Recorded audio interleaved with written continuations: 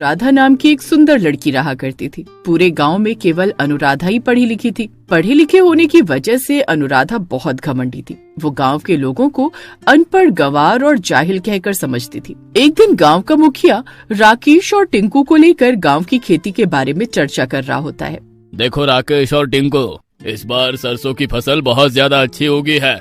तुम उसे शहर में अच्छे दामों में बेचना। मुखिया की बात सुनकर राकेश गुस्से से कहता है, अबे ओ मुखिया, मुझे लगा था तू बहुत जरूरी बात करना चाहता है, इसलिए मैं और टिंकू अपना काम छोड़कर तुझसे बात करने के लिए चले आए। क्या ये जरूरी बात नहीं है? क्या खाक जरूरी बात है? ये तो हमें भी पता है कि इस बार सरसों की फसल अच्छी होगी है, तो जाहिर सी बात है हम उसे अच्छे दामों में ही बेचेंगे।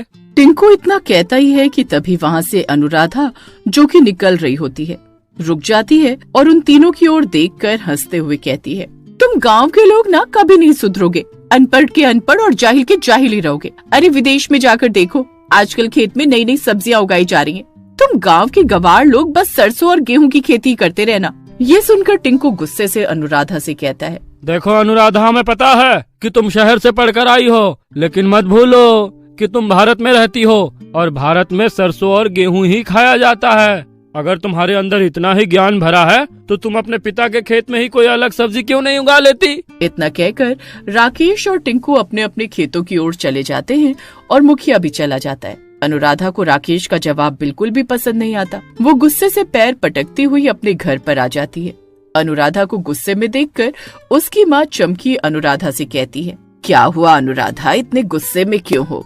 ये गाँव के अनपढ़ जाहिल गवार लोग पता नहीं अपने आप को क्या समझते हैं। तभी वहाँ पर अनुराधा के पिता सुखी आ जाते हैं और गुस्से से अपनी बेटी अनुराधा से बोलता है, अनुराधा, तुम्हें गांव के लोगों को अनपढ़ और जाहिल कहने का कोई अधिकार नहीं है। तुम खेती के बारे में जानती क्या हो? देखिए पिताजी, मैं एक शहर से पढ़कर आई हूँ। रहा सवाल खेती के बारे में जानने का, तो अब मैं खेत में वो उगा कर दिखाऊंगी जिसकी कोई कल्पना भी नहीं कर सकता। इतना बोलकर अनुराधा वहाँ से चली जाती है। उस दिन के बाद अनुराधा गहरी सोच में डूब जाती है कि आखिर खेत में ऐसा क्या उगाया जाए जिससे उसका नाम हो जाए। कुछ दिन बाद अनुराधा के दिमाग में एक विचार आता है और वो अपने आप से कहती है, हाँ, अगर खेत में बर्गर उगाए जाए तो फिर मेरा पूरे वर्ल्ड में नाम हो जाएगा।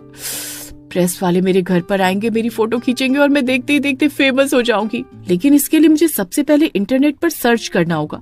अनुराधा उस दिन के बाद से इंटरनेट पर लैपटॉप के सामने दिन भर बैठी रहती।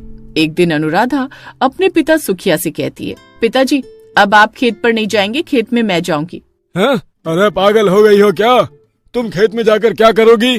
पिताजी, मैं खेत में बर्गर को उगाऊंगी और सारी दुनिया को चौंका दूंगी। इतना बोलकर अनुराधा अपने घर से बाहर निकल जाती है। अनुराधा कुछ दूर जाती है कि तभी उसे गांव के युवक लल्लन और बिल्लू मिल जाते हैं। लल्लन और बिल्लू अक्सर अनुराधा को पढ़ाई देवी कहकर चिढ़ाते थे। लल्लन अनुराधा को देखकर हंसते हुए कहता है, अरे क्या हुआ पढ़ाई देवी, इतने गुस्से में क्यों नजर आ रही हो? अनुराधा गुस्से से कहती है, तुम गवार गांव वालों को लगता है कि खेत में केवल सरसों और गेहूं ही उगाया जा सकता है, लेकिन मैं खेत में बर्गर उगाकर दिखाऊंगी। लगता है ज्यादा पढ़ाई करके तुम्हारा दिमाग खिसक गया है पढ़ाई देवी। अरे मैंने सुना था शहर में पढ़ने वालों का दिमाग खराब हो जाता है, लेकिन आज देख भी लिया। अरे पढ़ाई देवी, खेत में बर्गर नहीं उगते, लेकिन मैं उगाकर दिखाऊंगी। इतना कहकर अनुराधा सीधे गांव में बर्गर की दुकान पर जाती है और दुकानदार से बहुत सारे बर्गर देने को कहती है। हाँ, इतने सारे बर्गर तुम अकेले तो नहीं खा सकती, क्या घर में कोई मेहमान आए हैं? नहीं, मैं इन बर्गर की खेती करूंगी और जब मेरे खेत में बर्गर उग जाएंगे तब तुम मुझसे ही बर्गर खरीदना। इतना कहकर अनुराधा ढेर सारे बर्गर लेकर वहाँ से चली जाती है। तभी दुकानदार चिल्लाते हुए आवाज लगाता है, अरे अनुराधा, रात के समय अपने खेत में मत जाओ, तुम्हारे खेत में एक पेड़ पर एक चुड़ैल का वास है। मगर अनुराधा उसकी बात नहीं सुनती। दुकानदार गुस्से से अपने आप से कहता है, सुखिया की बेटी का दिमाग खराब हो गया है, लगता है पगला गई है। मना किया था कि शहर में पढ़ने मत भेज, लेकिन नहीं माना। इधर अनुराधा अपने खेत में चली जाती है और खेत की जमीन खोदकर सारे बर्गर उसमें गाड़ देती है और बड़बड़ाती हुई अपने आप से कहती है, बस अब शहर से केमिकल लाना है, उसके बाद बर्गर उग। अनुराधा इतना कहती ही है कि तभी वहाँ पर डरावनी आवाजें आनी शुरू हो जाती हैं। अनुराधा बुरी तरह से डर जाती है। तभी अनुराधा के सामने एक चुड़ैल आ जाती है। ये खेत तो सुखिया का है, उसे भी पता है कि यहाँ रात के समय मेरा राज चलता है। तेरी हिम्मत कैसे हुई रात में यहाँ पर आने की? इतना कहकर चुड़ैल अनुराधा को पकड़ लेती है और उसका खून पीकर उसे मार देती है। वाह, मजा आ गया, इसका खून तो काफी स्वादिष्ट था। तभी अनुराधा भी एक चुड़ैल में बदल जाती है और उस चुड़ैल के सामने खड़ी हो जाती है। ये देखकर चुड़ैल चौंक जाती है और कहती है, अरे ये कैसे चुड़ैल बन गई? तभी अनुराधा चुड़ैल गुस्से से उस चुड़ैल को देखकर कहती है, तूने मेरा सपना पूरा होने से पहले ही मुझे मार दिया, इसलिए मैं चुड़ैल बन गई।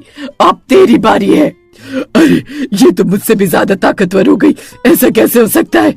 क्योंकि मैं जवान चुड़ैल हूँ। अनुराधा चुड़ैल और दूसरी चुड़ैल को मार देती है और गुस्से से खेत की ओर देखकर कहती है, इन गांव के गंवार लोगों ने मेरा बहुत मजाक उड़ाया है। अब मैं गांव के किसी भी व्यक्ति को कुछ भी नहीं खाने दूंगी। अगर इस गांव के लोग कुछ खाएंगे तो केवल मेरी खेत से उगे हुए बर्गर।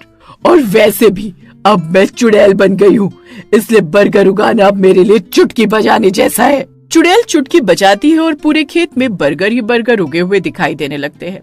रात को अनुराधा अपने घर नहीं पहुंचती तो उसकी माँ को चिंता होने लगती है। अनुराधा की माँ चमकी अपने पति सुखिया से कहती है, सुबह हो गई, अभी तक अनुराधा घर नहीं आई। अरे तुम्हारी वो पागल लड़की खेत में बर्गर उगाने गई है और तुम जानती हो वो कितनी जिद्दी है।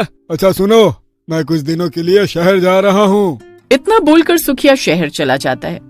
दोपहर के समय लल्लन और बिल्लू खेत में बैठे हुए बात कर रहे होते हैं। तभी लल्लन की नजर सुखिया के खेत पर पड़ती है।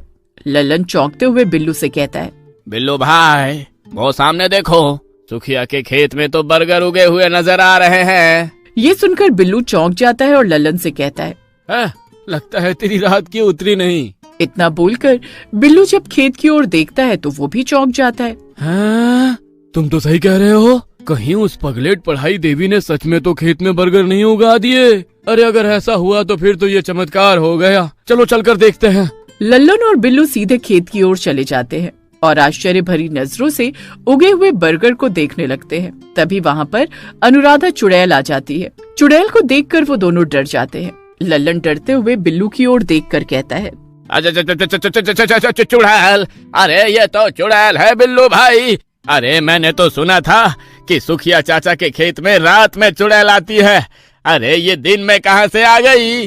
तभी अनुराधा चुड़ैल गुस्से से बिल्लू और लल्लन की ओर देखकर कहती है, उस चुड़ैल को तो मैंने मार दिया, मैं अनुराधा हूँ।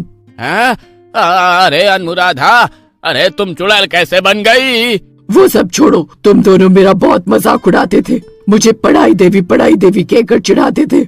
मेरे बर्गर उगाने की बात को लेकर भी तुमने मेरा बहुत मजाक उड़ाया था। अब मैं तुम दोनों को बर्गर खिलाकर मारूंगी। इतना कहकर चुड़ैल जबरदस्ती उन दोनों को बर्गर खिलाने लगती है। चुड़ैल उन दोनों को बर्गर खिलाकर मार डालती है।